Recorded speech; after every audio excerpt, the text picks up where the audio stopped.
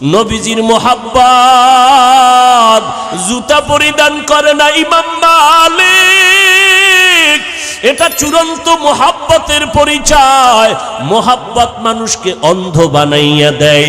সেই ইমাম মালিকের সাথে বারবার নবীর সাথে ঘুমের ঘরে জিয়ারত হয়, মোলাকাত হয়। ইমাম মালিক মক্কা যাবে, বাইতুল্লাহ ধরে একটু লাব্বাইক বলবে, আল্লাহর ঘরের কিনারা 1 রাকাত নামাজ পড়বে, 1 লক্ষ রাকাত নামাজের সওয়াব পাবে। কিন্তু যাইতে বড় ভয়, আমি যদি মক্কায় গিয়া মরিয়া যাই, মদিনায় তো আমার কবর হবে না।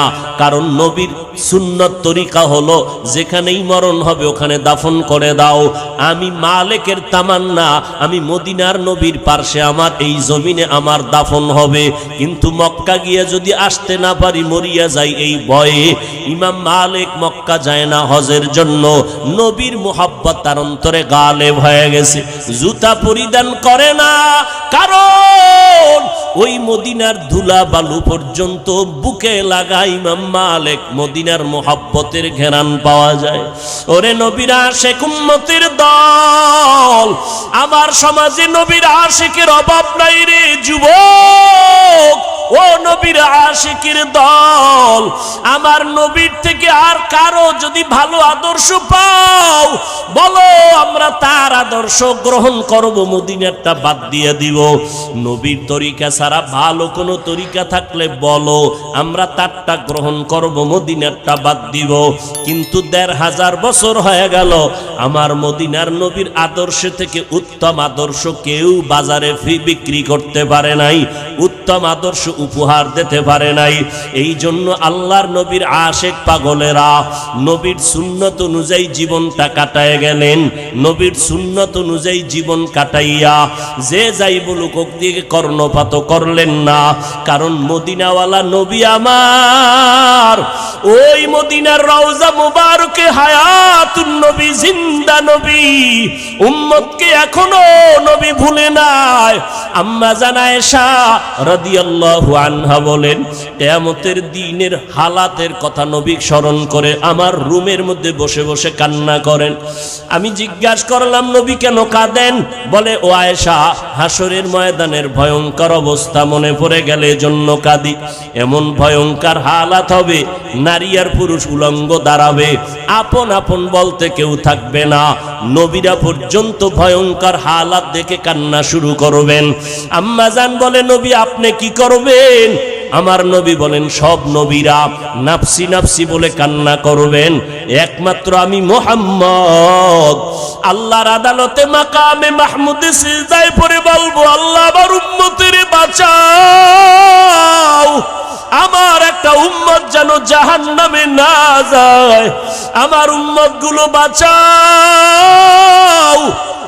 ও মদিনার আশিক, ওই মদিনার নবীর সুন্নত মানো, দরুদ শরীফ পড়ো, সব সময় ওযুর সাথে থাকো, নামাজ পড়িয়া দরুদ পড়তে পড়তে ঘুমাও। একবার দেখবা মদিনাওয়ালা নবীর সাথে তোমার ঘুমের ঘরে মোলাকাত হয়ে যাবে। দিলের মধ্যে তামান্না তৈরি করো, মদিনার রওজায় গিয়া নবীরে সালাম জানাবো, বাইতুল্লাহর গিলাফ ধরে ধরে লাব্বাইক বলবো। কারণ মদিনা নামটা যখন আশিকের সিনায় লাগে, চোখের পানি আর ধরে রাখা অসম্ভব হয়ে যায়। মদিনা নাম কত সুন্দর,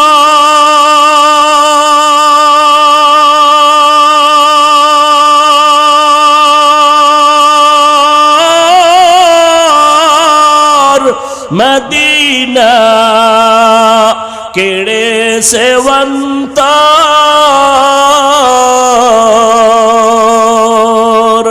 পাখির নাই ডানা থাকলে যেতাম মদিনায়, মদিনা যাইতে পারলাম না, মদিনা দেখতে পারলাম না, মদিনা যাইতে পারলাম না।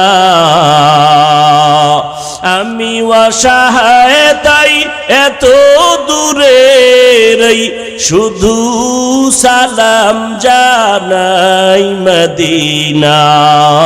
যাইতে পারলাম না মদিনা, দেখতে পারলাম না। আরবের বেঈমান মুশরিকের দল দিনরাত মুহাম্মদের বিরোধিতা করে, গালি দেয়, কিন্তু রাতের বেলা গোপনে মুহাম্মদের কাছে আমানতের টাকা রাখে। কারণ বেঈমানরাও জানে মুহাম্মদের যত গালি দেই, মুহাম্মদ এত সৎ, এত আমানতদার, জীবনে ওর কাছে কোনো মাল রাখলে কখনো খেয়ানত হবে না। এজন্য মুশরিক বেঈমানেরা আল আমিন বলে উপাধি দিয়েছিল। এমন একজন নবী আমার, যেই নবীর ঘাম পবিত্র, যেই নবীর ঘাম থেকে মেশকের ঘ্রাণ। কেমন মায়ার নবী, যেই নবী রাস্তায় কদম দিলে মেশকের ঘ্রাণ। ওই রাস্তার কদমের জায়গা থেকে দীর্ঘ দিন নয়, শুধু বহু বছর ধরে ওখান থেকে মেশকের ঘ্রাণ আসে। কেমন মায়ার নবী আমার, মদিনাতুল মুনাওয়ারা থেকে উহুদের পাহাড়ে হেঁটে গেলে মাত্র 15 মিনিট সময়ের ব্যবধান। এত বিশাল উহুদের পাহাড়, ওই পাহাড়ের পাদদেশে উহুদের যুদ্ধ যখন সংগঠিত হয়েছিল, বেঈমানেরা মুসলমানের উপরে অতর্কিত হামলার এক পর্যায়ে নবীর উপরের লোহা ঢুকায় দিল মাথা মোবারক। নবী গর্তের মধ্যে পড়ে গেছেন। বেঈমানেরা পর্যন্ত ঘোষণা দিয়ে দিল মুহাম্মদ জমিনের মধ্যে জিন্দা নাই। এই খবর ছড়ায় গেল মদিনার অলিতে গলিতে। ও পার্শ্বে হযরত আলী রাদিয়াল্লাহু তাআলা আনহু দাঁড়ানো, পয়গম্বরের হাত মুবারক ধরে উঁচু করে নবীর হাঁটাইয়া হাঁটাইয়া কষ্ট করে করে উহুদের পাহাড়ের পাদদেশে একটা বড় পাথরের খণ্ড, ওখানে নবীকে বসালেন। নবীর শরীরটা রক্তে রঞ্জিত করা, নবী ওখানে বসছেন।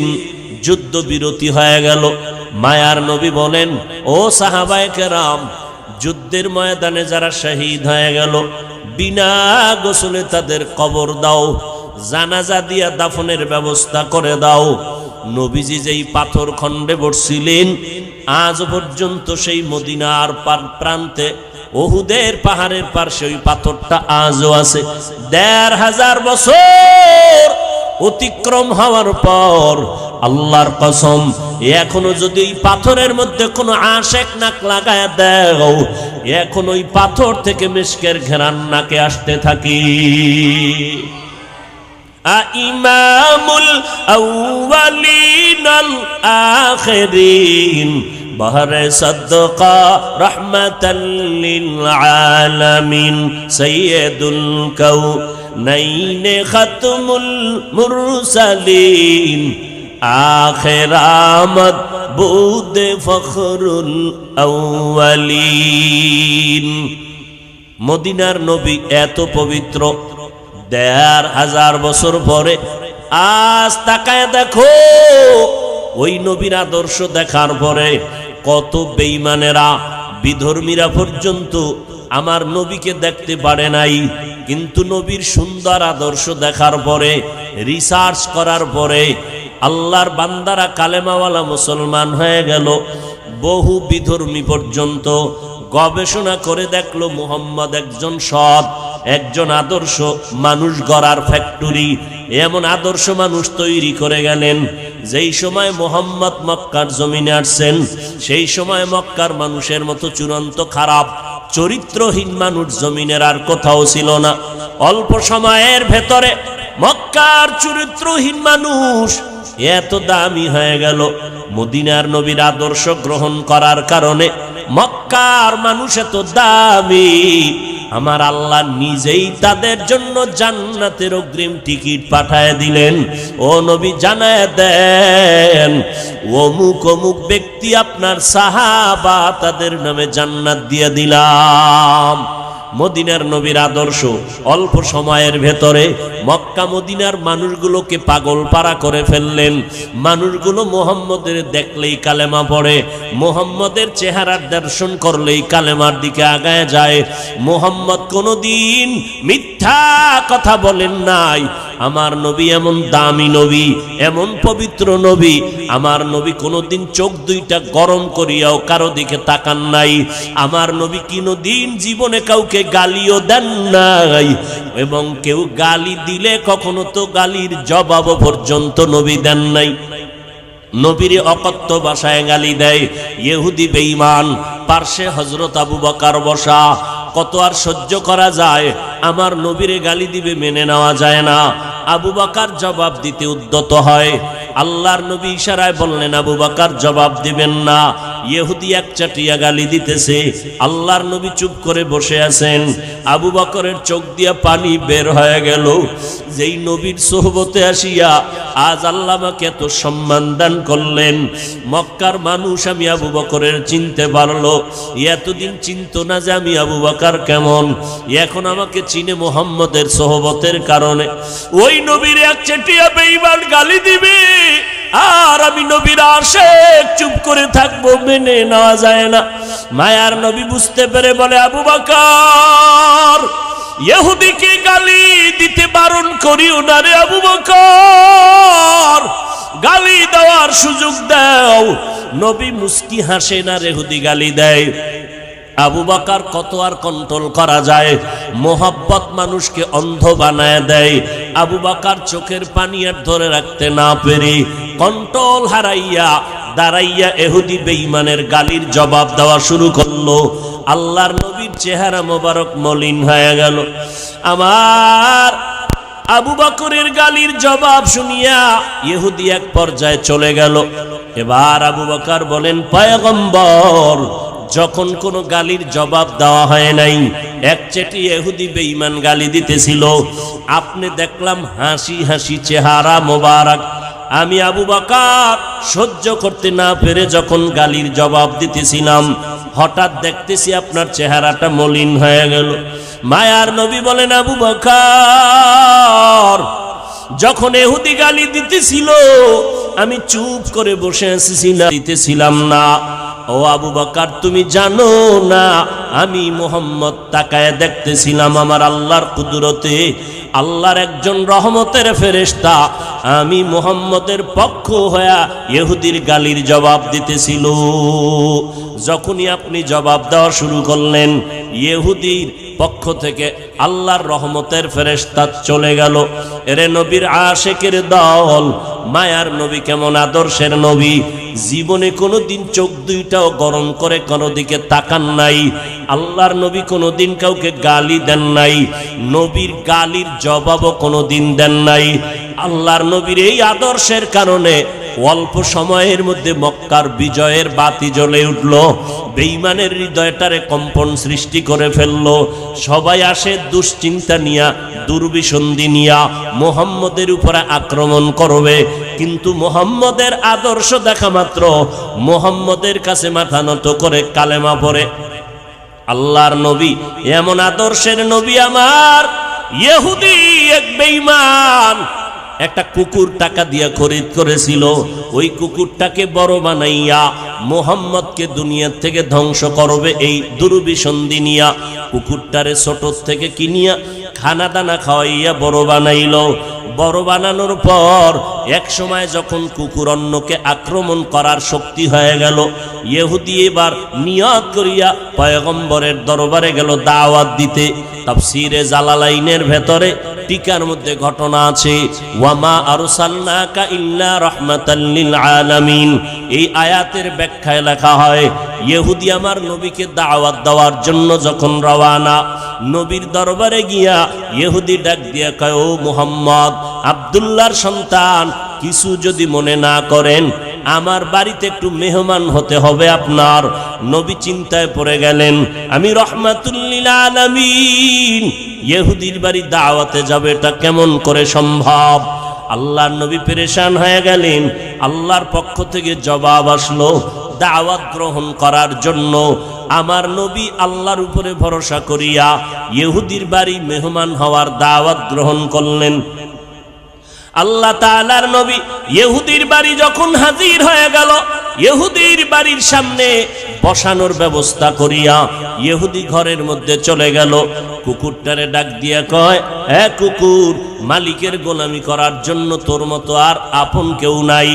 ও কুকুর, আজ আমার ঘরের দরজায় এমন এক ব্যক্তি আসছে, তোরে আমি টাকা পয়সা দিয়া লালন পালন করে বড় বানাইলাম। আজকে জীবনের আমার একটা দাবি পূরণ করা লাগবে, পূরণ করবি।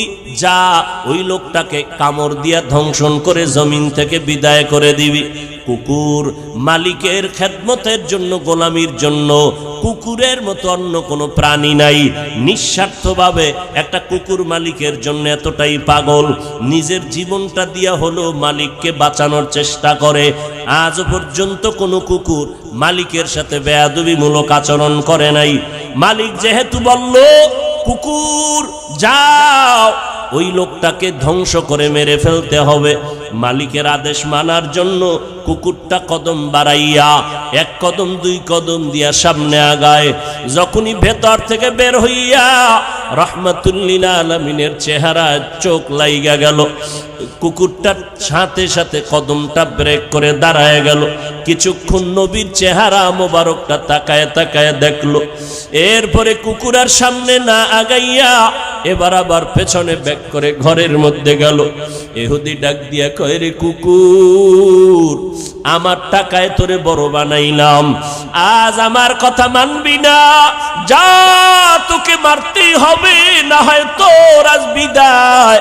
কুকুরটা মালিকের হুকুম মানার জন্য দ্বিতীয়বার যখন আবার রওয়ানা, কিছু দূর যাইয়া যখনই রাহমাতুল লিল আলামিনের চেহারাটা চোখে বাজলো, ওই কুকুরটা দাঁড়ায় গেল, আর সামনে আগাইতেই পারে না। কুকুর এবারও পিছপা হইয়া ঘরের ভেতরে চলে গেল। এবার কুকুরটা মালিক একটা বেত লাঠি হাতের মধ্যে নিয়া বেত্রাঘাত করিয়া বলে, রে কুকুর, ওই ব্যক্তিকে মারতেই হবে। যখন কুকুরের উপর আক্রমণ, আল্লাহর কুদরতে কুকুরের জবানটা খুলিয়া গেল। কুকুর ডাক দিয়া কয়, রে মালিক, তুমি যাকে মারতে বলতেছো, আমি তো তোমার খাইয়া পইরা যথেষ্ট বড় হয়ে গেলাম, কিন্তু যতবার আমি আগাইলাম তাকে মারার জন্য, আমি আর সামনে গেলে কদম আগাইতে পারি না। তার চেহারাটার দিকে যখন আমার নজর পড়ে যায়, আমার অন্তর কাঁপতে থাকে। এই লোকটা তো কোনো মানুষের ক্ষতি করার জন্য আসে নাই, এই লোকটা তো কারো মানুষের দুশ্মনী করতে পারে না। এইবার কুকুরের আওয়াজ শুই না ইহুদির মাথা গরম হয়ে গেল। ইহুদি এই কথা, কুকুর যে কথা বলতে পারে না, ওই কুকুর যদি চোখের পানি সারিয়া মালিকের এই কথা বলে, ওই ইহুদি দৌড়াইয়া পয়গম্বরের দরবারে হাজির। কদমে গিয়া চোখের পানি ছেড়ে বলে, নবী আমাকে মাফ করে দেন, আমি বেয়াদবি করে ফেললাম, আমাকে মাফ করে দেন। শেষ পর্যন্ত ইহুদি কালেমা পড়ে মুসলমান হয়ে গেল। আমার নবীর সুন্দর ব্যবহার, আমার নবীর সুন্দর আদর্শ আজ পর্যন্ত আমাদের কাছে থাকার কারণে আজকে আলহামদুলিল্লাহ এত গালি দেওয়ার কারণেও তাবলীগওয়ালারা সামনে আগাইয়াই যাইতেছে, দেওবন্দিওয়ালারা অগ্রগামী হয়ে যাইতেছে, আহলে হক ওলামায়ে কেরাম সামনে আগাইতেছে। যত বিরোধিতা করা হোক না কেন, এই ময়দান আর কেউ কমাইতেই পারে না।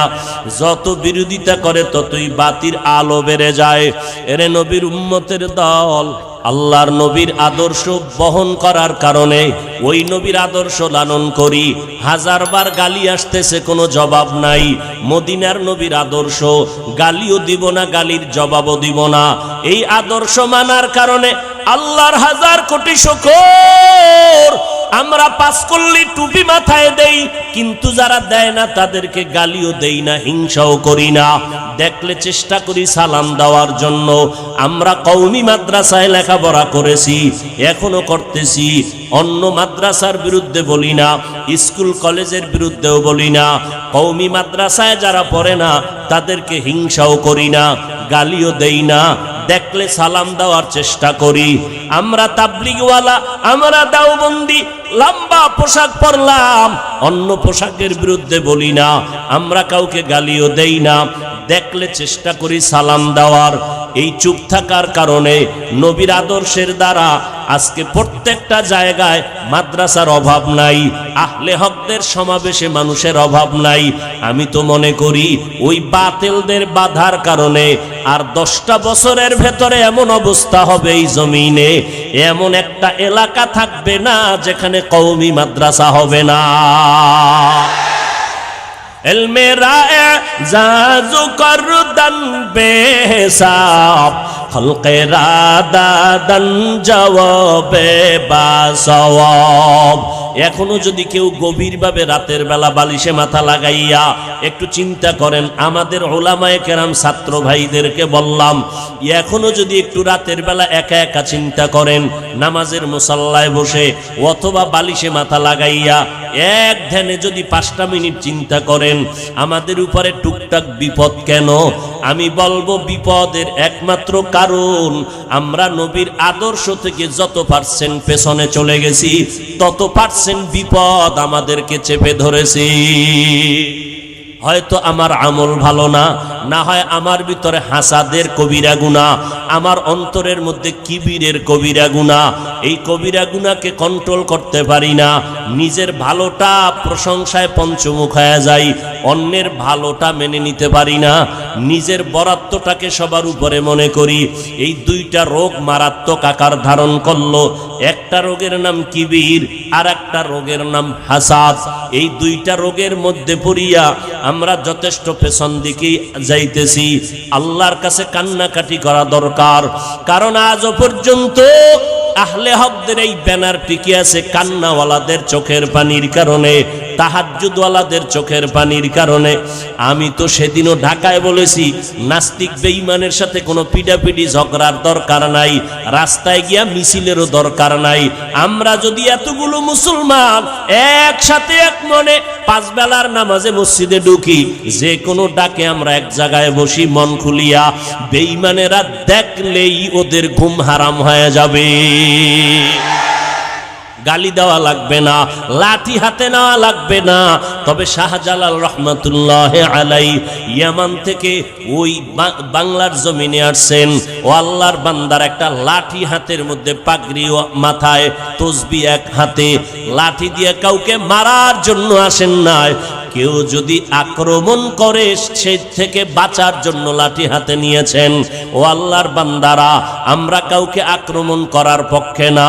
কেউ যদি আমাদের উপরে ইচ্ছা করে গায়ের জোরে আক্রমণ করে, আমরা পিঠ যখন দেয়ালে ঠেকে যাবে তখন আর পেছনে তাকাবো না, সামনে তাকাইয়া বাতিলের মোকাবেলায় পরিস্থিতিতে যা করা দরকার তাই করব। এরে নবীর উম্মতের দল, তবে আমাকে সব সময় মনে রাখতে হবে আমি এখন শিশু, আমাকে ফলো করতে হবে শিশুবেলায় নবীর আদর্শ কেমন ছিল। আমি এখন কিশোর, আমার খেয়াল রাখিয়া চলতে হবে কিশোরকালে আমার মদিনাওয়ালা নবীর আদর্শ কেমন ছিল। আমি এখন যুবক, যুবক অবস্থায় আমার নবীর আদর্শ কেমন। আমি এখন বয়স্ক হয়ে গেলাম, আমার নবী এই বয়সের আদর্শটা কেমন ছিল। আমার নবী ভাইদের সাথে কেমন ব্যবহার, আমার নবীর ঘরের সাথে কেমন আদর্শ, আমার মায়ার নবী প্রতিবেশীর সাথে কেমন আচরণ করেছেন, এগুলো যদি আমরা খেয়াল রাখি, আমার নবী বয়ানে বসে উম্মতকে কেমন বয়ান করতেন, আমি বক্তা হইয়াও যদি চিন্তা করি, আজ নয় কাল, একদিন ভাবতে ভাবতে ভাবতে ভাবতে ফিকির করতে করতে আল্লাহ ওই লাইনটা আমার মধ্যে এনে দিবেন। এরে নবীর উম্মতের দল, আল্লাহর মুহাব্বত নিয়ে যদি চলতে পারি, নবীর সুন্নতের মালা যদি গলায় লাগায় চলতে পারি, আল্লাহ পাক এখনো কামিয়াবির দরজা খুলে রাখছেন। আল্লাহ পাক রব্বুল আলামিন বলেন, ও বান্দা, তোমাকে ইবাদতের জন্য আমি সৃষ্টি করলাম, ইবাদত করিয়া তুমি আমার মুহাব্বত তৈরি করো, আমার মোলাকাতের রাস্তাটা আসান করে নাও। আর আমার ইবাদত কবুলিয়াতের জন্য একমাত্র মদিনাওয়ালা নবীর আদর্শের বিকল্প নাই। দুনিয়ার সব আদর্শ বন্ধ করে দাও, মদিনার নবীর আদর্শের মালা গলায় লাগাও। আমার নবী কেমনে চুল কাটতেন, আমার নবী কেমনে নখ রাখতেন, ওখানেও নবীর আদর্শ। নবীর আদর্শ মতো জুতা পরো, নবীর আদর্শ মতো বাথরুমে যাও, বের হও। নবীর সুন্নত যে যত আমল করবে, কাজে লাগাবে, আল্লাহ তার সম্মান মর্যাদা তত বাড়ায় দিবেন। এলেম আর বাহাদুরি আর শক্তি না, টাকা না, সম্মান দেওয়ার একমাত্র আল্লাহ পাক। বাহাদুরি দিছেন এলেম আর মদিনাওয়ালা নবীর আদর্শের বরকত। আল্লাহ পাক রব্বুল আলামিন, আমি সেদিনও তো পটিয়া মাদ্রাসায় বলেছিলাম, দুনিয়াওয়ালারা চেয়ারে বসানোর আগে যোগ্যতা দেখে, তারপরে চেয়ারে বসায়। আর আমার আল্লাহ যোগ্যতা দেখে না, আল্লাহ চেয়ারে বসাইয়া যেই পরিমাণ যোগ্যতা দরকার ওই পরিমাণ দিয়া দেয়। আল্লাহ যদি আগে যোগ্যতা দেখে চেয়ারে বসাইতেন, আফ্রিকার জঙ্গলের বেলাল মদিনার দরবারে আসতে পারত না। কাবেলিয়ত দাদেউরা শর্ত নিস বলকে শর্ত কাবেলিয়ত দাদেউস। মদিনার নবীর আদর্শ, এরে নবীর উম্মতের দল, আমার নবীর সুন্নতকে যে যত মাথার মুকুট মনে করবে তার মর্যাদা তত বেড়ে যাবে। ইমাম মালিক রহমাতুল্লাহ আলাই মদিনাতুল মুনাওয়ারায় দীর্ঘ জীবন কাটায় দিলেন। কোনদিন মদিনার অলিতে গলিতে জুতা পরে না, কারণ নবীর কদম মোবারক কোন জায়গায় লাগছে। আমি ইমাম মালিক মদিনার জমিনে জুতা পরিধান করে চলবো না। নবীজির মোহাব্বত জুতা পরিধান করে না ইমাম মালিক। এটা চূড়ান্ত মোহাব্বতের পরিচয়। মোহাব্বত মানুষকে অন্ধ বানাইয়া দেয়। সেই ইমাম মালিকের সাথে বারবার নবীর সাথে ঘুমের ঘরে জিয়ারত হয়, মোলাকাত হয়। ইমাম মালিক মক্কা যাবে, বাইতুল্লাহ দইরে একটু লাব্বাইক বলবে, আল্লাহর ঘরের কিনারায় 1 রাকাত নামাজ পড়বে, 1 লক্ষ রাকাত নামাজের সওয়াব পাবে। কিন্তু যাইতে বড় ভয়, আমি যদি মক্কায় গিয়া মরিয়া যাই, মদিনায় তো আমার কবর হবে না। কারণ নবীর সুন্নত তরিকা হলো যেখানেই মরণ হবে ওখানে দাফন করে দাও। আমি মালিকের তামান্না, আমি মদিনার নবীর পার্শ্বে আমার এই জমিনে আমার দাফন হবে। কিন্তু মক্কা গিয়া যদি আসতে না পারি, মরিয়া যাই এই ভয়ে, ইমাম মালিক মক্কা যায় না হজের জন্য। নবীর মুহাব্বত তার অন্তরে গালেব হয়ে গেছে, জুতা পরিধান করে না। কারণ ওই মদিনার ধুলা বালু পর্যন্ত বুকে লাগা ইমাম মালিক মদিনার মুহাব্বতের ঘেরান পাওয়া যায়। ওরে নবীর আশিক উম্মতের দল, আমার সমাজে নবীর আশিকের অভাব নাই রে যুবক। ও নবীর আশিকের দল, আমার নবীর থেকে আর কারো যদি ভালো আদর্শ পাও বলো, আমরা তার আদর্শ গ্রহণ করব, মদিনারটা বাদ দিয়ে দিব। নবীর তরিকা ছাড়া ভালো কোনো তরিকা থাকলে বলো, আমরা তারটা গ্রহণ করব, মদিনারটা বাদ দিব। কিন্তু 1500 বছর হয়ে গেল, আমার মদিনার নবীর আদর্শ থেকে উত্তম আদর্শ কেউ বাজারে বিক্রি করতে পারে নাই, উত্তম আদর্শ উপহার দিতে পারে নাই। এই জন্য আল্লাহর নবীর আশিক পাগলেরা নবীর সুন্নত অনুযায়ী জীবনটা কাটায় গেলেন। নবীর সুন্নত অনুযায়ী জীবন কাটাইয়া যে যাই বলুক ওক দিকে কর্ণপাত করলেন না। কারণ মদিনাওয়ালা নবী আমার, ওই মদিনার রওজা মুবারকে হায়াতুন নবী, জিন্দা নবী, উম্মতকে এখনো নবী ভুলে নাই। আম্মা জান আয়েশা রাদিয়াল্লাহু আনহা বলেন, কিয়ামতের দিনের হালাতের কথা নবী স্মরণ করে আমার রুমের মধ্যে বসে বসে কান্না করেন। আমি জিজ্ঞাসা করলাম, নবী কেন কাঁদেন? বলে, ও আয়েশা, হাসরের ময়দানের ভয়ঙ্কর অবস্থা মনে পড়ে গেলে এজন্য কাঁদি। এমন ভয়ঙ্কর হালাত হবে, নারী আর পুরুষ উলঙ্গ দাঁড়াবে, আপন আপন বলতে কেউ থাকবে না। নবীরা পর্যন্ত ভয়ঙ্কর হালাত দেখে কান্না শুরু করবেন। আম্মা জান বলে, নবী আপনি কি করবেন?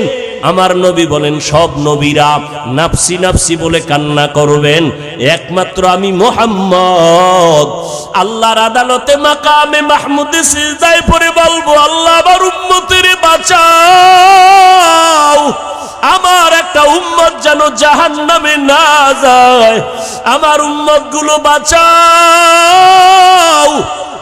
ও মদিনার আশিক, ওই মদিনার নবীর সুন্নত মানো, দরুদ শরীফ পড়ো, সব সময় ওযুর সাথে থাকো, নামাজ পড়িয়া দরুদ পড়তে পড়তে ঘুমাও। একবার দেখবা মদিনাওয়ালা নবীর সাথে তোমার ঘুমের ঘরে মোলাকাত হয়ে যাবে। দিলের মধ্যে তামান্না তৈরি করো, মদিনার রওজায় গিয়া নবীরে সালাম জানাবো, বাইতুল্লাহর গিলাফ ধরে ধরে লাব্বাইক বলবো।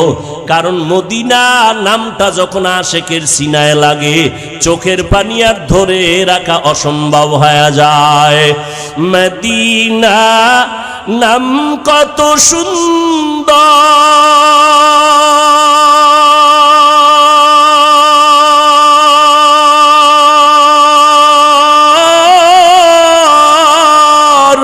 মদিনা কেড়ে সেবন্তর, পাখির নাই ডানা থাকলে যেতাম মদিনায়, মদিনা যাইতে পারলাম না, মদিনা দেখতে পারলাম না, মদিনা যাইতে পারলাম না। আমি অসহায় তাই এত দূরে রই, শুধু সালাম জানাই, মদিনা যাইতে পারলাম না, মদিনা দেখতে পারলাম না। ও নবীর আশেক মদিনার উম্মতেরা, এখনো যদি ত্রুটি থাকে তওবা করার জন্য আমার আল্লাহ দরজা খুলে রাখলেন। ও বাবারা, এখনো তওবা করে নাও। ও পটিয়ার মুসলমান, পর্দার আড়ালের মা বোনেরা, নবীর সুন্নতের মালা গলায় লাগাও, আল্লাহর কাছে তওবা করো। জীবনে আর সুন্নতের বিপরীত লাইনে চলবা না। মা বাবার দোয়া নিয়া, ওলামায়ে আহলে হকদের পরামর্শ নিয়া সুন্নাত অনুযায়ী জীবনকে পরিচালনা করব। আল্লাহ সবাইকে তৌফিক দান করেন, আমিন। আলহামদুলিল্লাহি রাব্বিল আলামিন, والصلاة والسلام على سيد الأنبياء والمرسلين وعلى آله وأصحابه أجمعين يا أرحم الراحمين يا أرحم الراحمين يا أرحم الراحمين رب ارحمهما كما ربياني صغيرا اللهم إنا نسألك رضاك والجنة ونعوذ بك من سخطك والنار اللهم إنك عفو كريم تحب العفو فاعف عنا اللهم بارك لنا في رجب وشعبان وبلغنا رمضان يا الله দোয়া কবুলের সময় আমরা গুনার বোঝা নিয়ে হাত তুলেছি। ওলামায়ে কেরাম, তলিবুল ইলম, এই পটিয়ার মুসলমানেরা, যুবক ভাই, ছাত্র ভাই, ব্যবসায়ী, চাকরিজীবীরা আপনার দরওয়াজায় হাত তুলেছেন। মেহেরবানি করে আমাদের জীবনের গুনাহ মাফ করে দেন। আয় আল্লাহ, আয়োজন কবুল করে নেন। আয় আল্লাহ, পটিয়ার বাণী মুফতি আজিজুল হক রহমাতুল্লাহ আলাইহির কবর জান্নাতের বাগান বানায় দেন। আয় আল্লাহ, মাদ্রাসার খেদমত করে যারা কবরস্থ সবাইকে জান্নাতের মাকাম উঁচু করে দেন। আয় আল্লাহ, আমরা যারা হাত তুলেছি সবাইকে দ্বীনের খাদেম বানায় দেন। এলাকায় সুন্নতের বাতি জ্বালায় দেন। আমার কলিজার প্রত্যেকটা যুবকের সিনায় হেদায়েতের নূর দান করেন। পর্দার আড়ালের মা বোনদের আবেদা বানায় দেন। আহলে হকের ব্যানারে ওলামায়ে কেরামদের কবুল করে নেন। আয় আল্লাহ, আমাদের অন্তর থেকে রিয়া, হাসাদ, কিবির দূর করে ইখলাস দান করেন। আয় আল্লাহ, ইলম, হিলম, হিকমত, আমলে বরকত বাড়ায় দেন। আয় আল্লাহ, আদবওয়ালা, বিনয়ী জিন্দেগি দান করেন। সুন্নতওয়ালা জিন্দেগি দান করেন। কামিয়াবির সাথে মাহফিল কবুল করে নেন। আয় আল্লাহ, নবীর উম্মত হইয়া মিলে মিশে মোহাব্বতে চলার তৌফিক দান করেন। হাসাদ থেকে আমাদেরকে হেফাজত করেন। নবীজির রওজা বাইতুল্লাহ জিয়ারতের তৌফিক দান করেন। আয় আল্লাহ, নবীজির মোহাব্বতে আমাদের দিলের আশা পূরণ করে দেন। আয় আল্লাহ, আমাদের মুরব্বী যারা কবরে জান্নাত দান করেন। আমাদের যারা